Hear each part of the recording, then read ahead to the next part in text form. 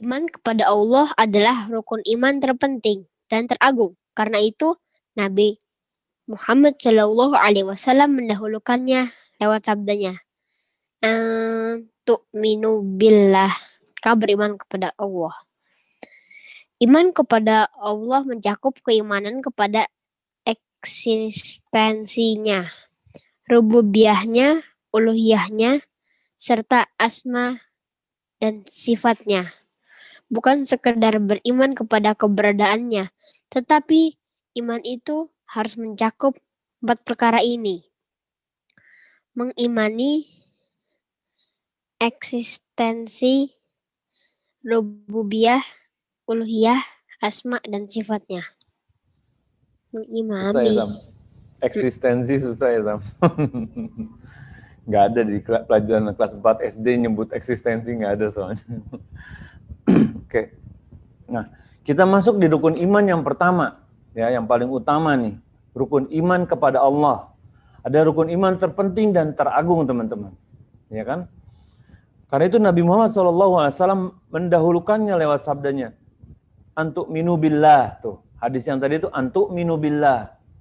Kamu beriman kepada Allah. Iman kepada Allah mencakup keimanan kepada eksistensinya, keberadaan Allah Subhanahu wa taala. Allah ada. Itu iman yang pertama tuh, syarat yang pertama.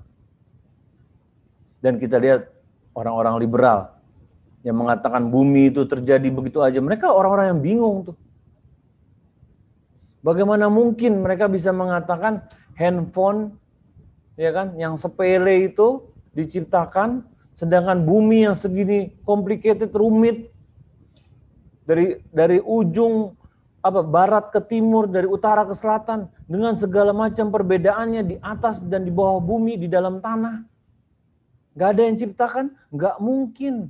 Bagaimana manusia dengan kerumitan sistem pencernaannya, gak ada yang ciptain? Gak mungkin. Dan mereka dengan akalnya yang, ya maaf ya, sekedar mengatakan gak ada Allah. Secara logika aja terbantahkan, apalagi secara dalil dari Al-Quran dan hadis. Ya kan? Nah, itu yang pertama tuh. Kita harus meyakini dulu keberadaan Allah Subhanahu wa taala. Setelah itu rububiyahnya juga. Rububiyah itu maksudnya apa? Meyakini bahwa Allah lah yang menciptakan segala sesuatu. Allah yang menciptakan. Allah yang memberi rezeki, Allah yang mengatur alam semesta. Itu harus yakin tuh. Itu rububiyah tuh, tauhid rububiyah kemarin kita belajar. Lalu tauhid uluhiyah, bahwa Allah adalah satu-satunya zat, tiada zat yang lain yang berhak disembah kecuali Allah Subhanahu wa taala dengan benar. Itu tauhid uluhiyah. Dan yang terakhir bahwa asma wa sifat, bahwa Allah memiliki nama-nama yang sempurna. Allah memiliki jauh dari sifat kekurangan. Ya kan? Iman kepada Allah juga disifati dengan segala sifat yang sempurna yang layak dengannya. Ini penting nih, sifat yang sempurna yang layak dengannya. Suci dari segala kekurangan. Seperti teman-teman tahu kan, beberapa waktu yang lalu sempat ada orang mengatakan Allah maha keren, ya kan? Allah so sweet. Dan Anda mengutip dari perkataan Ustadz Mufli bahwa yang mengatakan ini kita yakinlah bahwa dia ini nggak bermaksud gitu. Jadi dia tidak dikatakan murtad sebenarnya. Dia sebenarnya maksudnya nggak seperti itu. Ya kan? Maksudnya dia tuh baik sebenarnya, maksudnya. Tapi akibat salah manhaj, ya. Jadi walaupun dia minta maaf gitu, sekalipun dia minta maaf, dia nggak bakal berubah.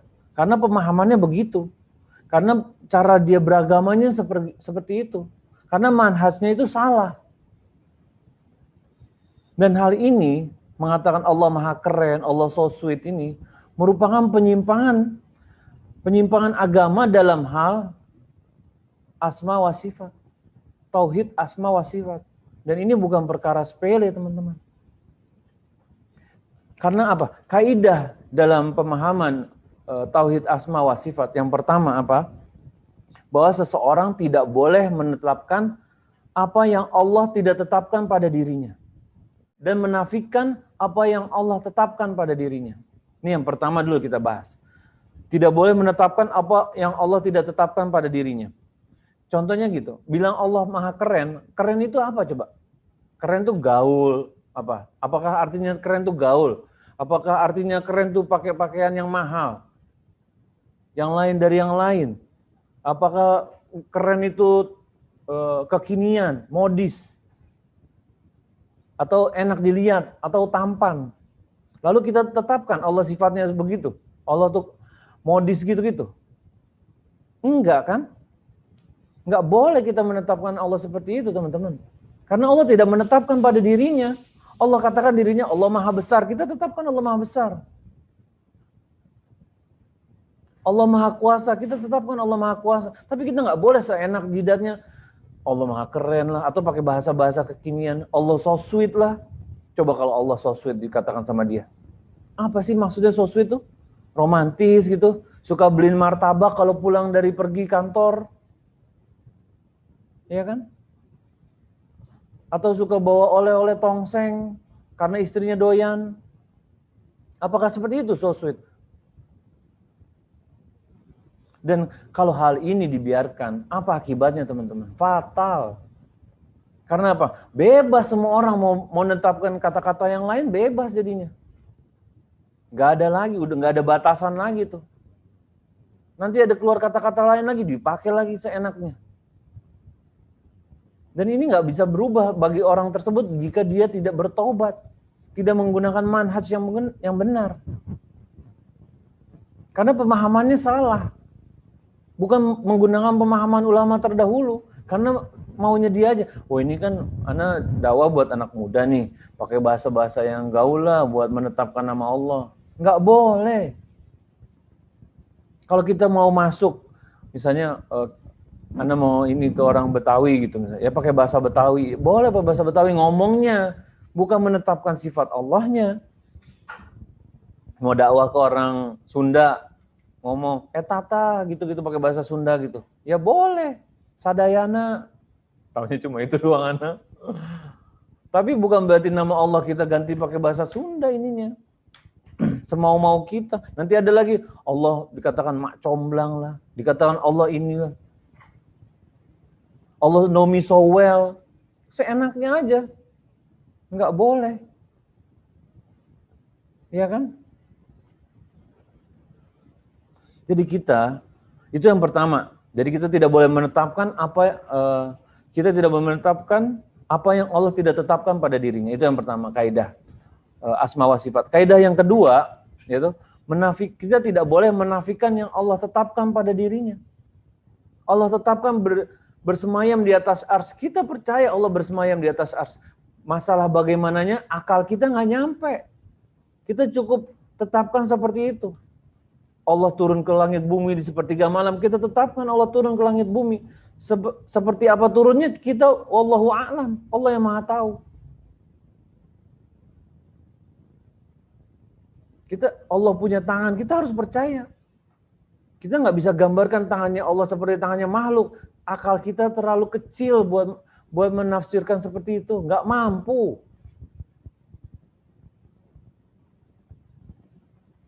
Kita membedakan air yang kita minum, mana yang jadi darah, mana yang bukan, mana yang dibuang, mana yang jadi darah aja kita nggak mampu, apalagi kita mau menafsirkan tangan Allah seperti apa, nggak tahu. Tapi Allah tetapkan seperti itu, ya kita tetapkan seperti itu. Masalah bentuknya apa kita nggak tahu. Allah yang maha tahu. Jadi jangan sampai kita bermudah-mudah dalam, pokoknya Islam lah, pokoknya enggak. Kita harus pakai pemahaman ulama-ulama terdahulu yang memang sudah terbukti. Para sahabat yang sudah jelas dijamin masuk surga, kita ikuti pemahaman para sahabat. Dan ulama-ulama terdahulu yang mengikuti jejak mereka. Jangan, ini kan udah lain 2021. Pakai gaya kita lah, gaya dulu nggak cocok. Enggak. Sebagaimana kita kalau mau minum air yang paling murni, tentu kita ngambil di sumbernya.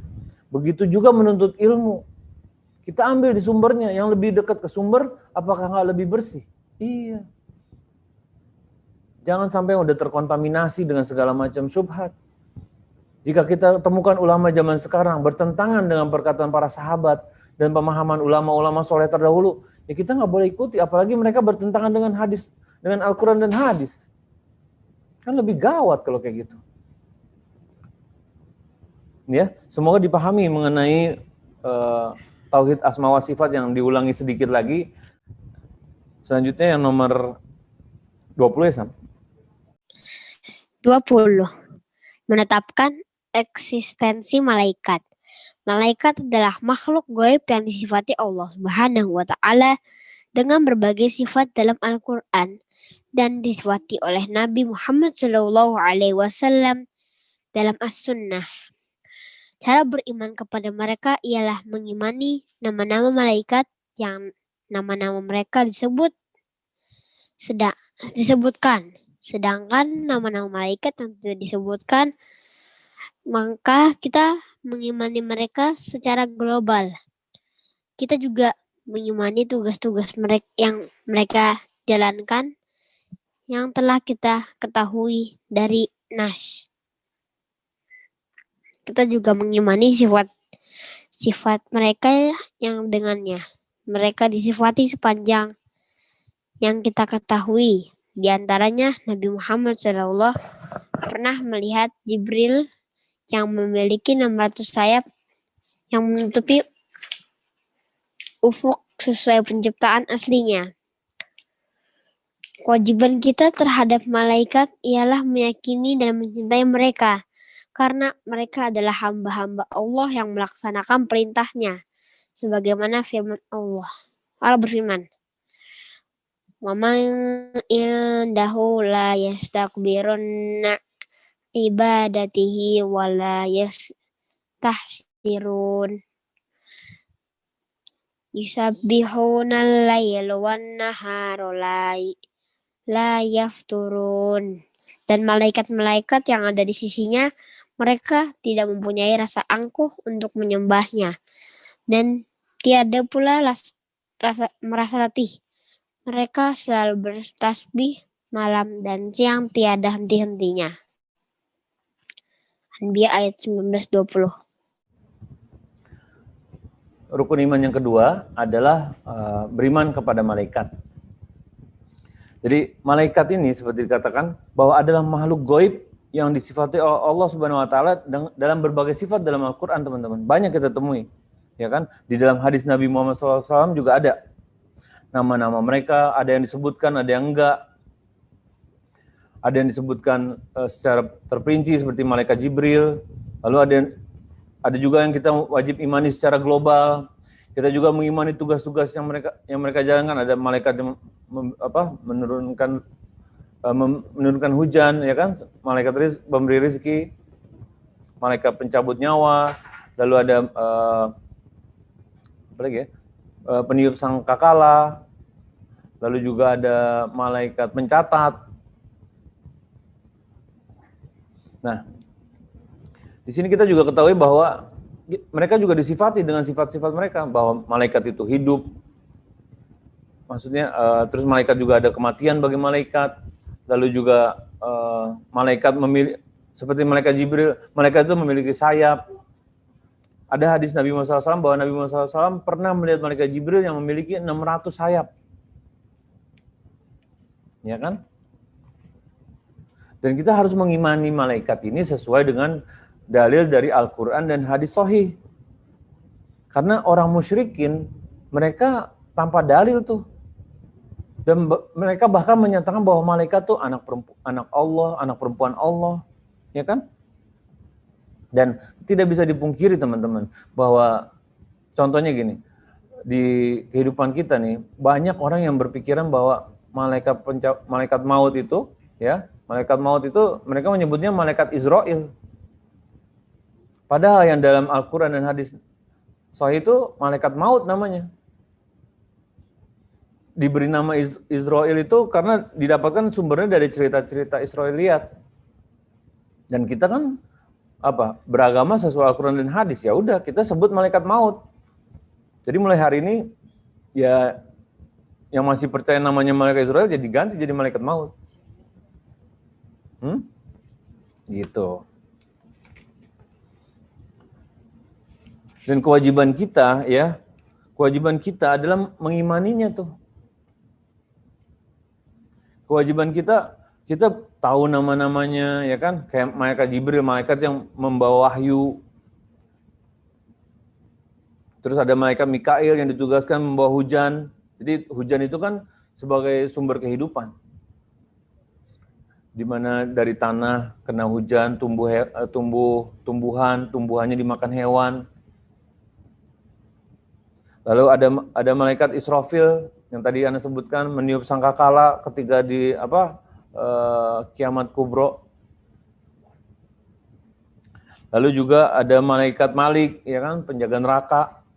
Dan ada juga malaikat-malaikat lain yang nggak disebut, ada malaikat penjaga gunung, nggak disebut namanya maksudnya. Ya kan? Ada juga malaikat pemikul ars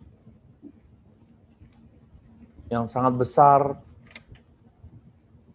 Dan kewajiban kita terhadap malaikat adalah meyakini dan mencintai mereka. Karena mereka hamba-hamba Allah yang melaksanakan perintah Allah. Dan malaikat ini selalu berzikir kepada Allah. Tidak pernah berbuat maksiat kepada Allah. Gitu. Lanjut Sam, dikit lagi Sam, wajib beriman. Wajib beriman kepada kitab-kitab Allah yang diturunkan kepada para rasulnya. Allah Ta'ala berfirman, Laqad arsalna rusulana bil bayyinati wa anzalna ma'ahumul kitaba wal mizan. Sungguh kami telah mengutus rasul-rasul kami dengan membawa bukti-bukti yang nyata dan telah kami turunkan bersama mereka Alkitab dan neraca atau keadilan. Al-Hadid ayat 25. Kita beriman kepada semua kitab yang Allah turunkan kepada para rasulnya. Tetapi kita mengimaninya secara global dan kita mempercayai bahwa itu hak. Adapun secara terperinci, maka kitab-kitab terdahulu telah mengalami penyimpangan, penggantian dan perubahan sehingga tidak mungkin manusia untuk memilah yang hak dari yang batil. Dan atas dasar ini, maka kita katakan, kita beriman kepada kitab-kitab yang diturunkan Allah secara global. Adapun secara terperinci, maka kita khawatir bila itu termasuk perkara yang disimpangkan, diganti, dan dirubah. Ini dalam hubungannya dengan beriman kepada kitab-kitab. Adapun pengamalannya, maka pengamalannya hanyalah dengan apa yang diturunkan kepada Nabi Muhammad SAW. Adapun selainnya, maka telah dihapus dengan syariat ini. Nah, sekarang kita pembahasan yang rukun iman atau beriman kepada kitab Allah. Di sini bahwa disebutkan dalam Al-Quran, kita tahu kan ada Taurat diturunkan kepada Nabi Musa, lalu ada Injil kepada Nabi Isa alaihissalam, lalu Zabur kepada Nabi Daud alaihissalam, lalu juga ada Suhuf Ibrahim wa Musa. Disebutkan kan dalam surat An-Najm dan Al-A'la. Suhuf Ibrahim wa Musa, ya kan? Kita kalau di akhir ayat. Nah, di sini kita beriman kepada semua kitab yang Allah turunkan. Bukan berarti kita orang Islam, oke, Ana beriman kepada Al-Quran aja, yang lain tuh nggak ada. Enggak, kita wajib beriman kepada kitab yang lain. Kita yakin bahwa Taurat ada, Zabur ada, Injil ada, Suhuf Ibrahim dan Musa juga ada. Dan itu benar, kita juga harus yakin.